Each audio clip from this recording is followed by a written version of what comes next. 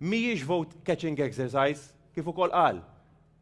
M'hemmx voti, din mhux ħadd affettwa in-nies kif ħajvvotaw, però għandna obbligu morali bħala politiċi li ma ħalluhomx waħedhom.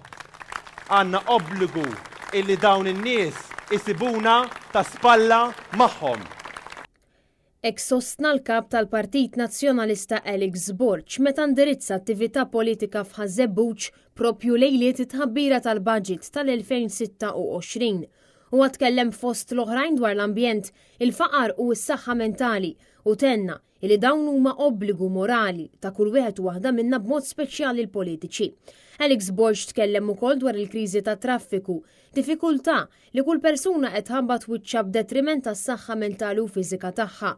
U għalhekk illi Alex Borch ħareġ xlit tal-ħbiberija. Lest li niffirma kuntratt, Memorandum of Understanding mal-Prim Ministru, meta naraw l-istudji li jiġu preżentati qudiemna, meta naraw il-proġetti li jista' jkun hawn fis-sistemi ta' mass transportation, u iva niftehmu illi ikun hemm min ikun hemm fil-gvern irid ikompli f'dal-proġett sabiex nibdewh u nispiċċawh flimkien. Il-kap tal-Partit Nazzjonalista spjega wkoll li l-problema tas-saħħa mentali għandha tiġi indirizzata hekk kif stqar illi minkejja li hawn numru ta' esperti li ilhom ukoll joffru soluzzjonijiet brabta ma' dan is-settur, il-gvern għadu qed jinjorhom.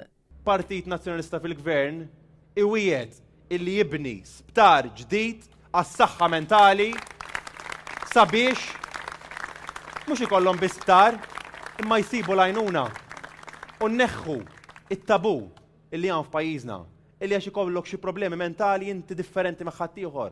Le, kulħadd ħajgħaddi minnha, ħafna ħajgħaddu minnha, xi mod jew ieħor fil-ħajja tagħhom. Alex Borch tkellem ukoll dwar il-pjaga soċjali tal-faqar, ir-realtà li ħafna ma għandhomx biex jieklu l-ikla ta' nofsinhar fejn anke ndirizza l-isfidi tal-vizzju ta' droga, ta' homelessness u ta' prostituzzjoni. Ftit tal-ġranet ilu mort is-soup kitchen ġol belt.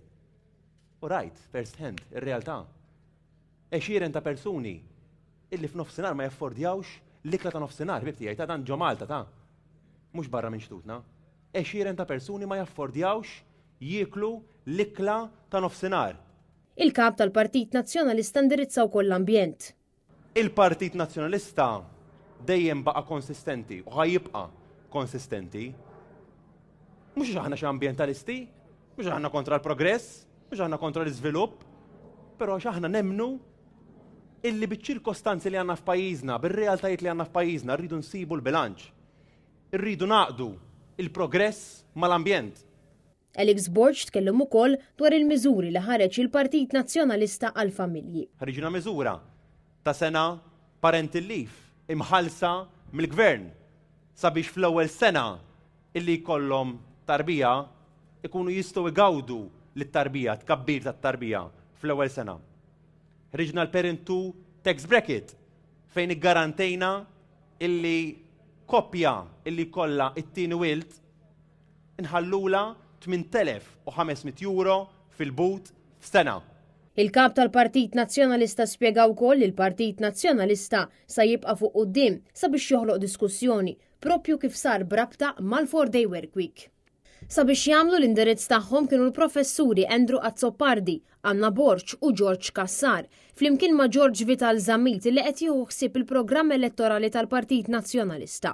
George Vital Zammit saħaq dwar kif huwa ċar illi l-Partit Nazzjonalista jrid diskussjoni u għandu kuraġġ kbir illi jisma' u dan se jkun rifless fil-programm elettorali. Min-naħa tiegħu il-professur George Kassar tkellem dwar il-bilanċ li hemm bżonn bejn il-kwalità ta' turisti u t-tħul finanzjarju, fejn spjega li l-kwalità ma toħloqx billi tkeċċi imma billi toħloq standard. Il-professur Anna Borch spjegat li propju kif qal il-Partit Nazzjonalista sabiex jiżdied il-leave tal-maternità u anka l-parental leave hija xewqa ta' kulħadd, filwaqt li insistiet li l-4-day work week għandha tiġi diskussa għaliex pajjiżna huwa fqir fejn jidħol il-ħin. Il-professur Andrew Azzopardi tkellem fuq l-interessi li jikkawża it-traffiku, iżda mhux biss, u tkellem dwar kif nofs il-popolazzjoni Maltija tbati mis-solitudni. Għalhekk il-politika soċjali għandha tkun iċ-ċentru tal-politika u mhux l-ekonomija.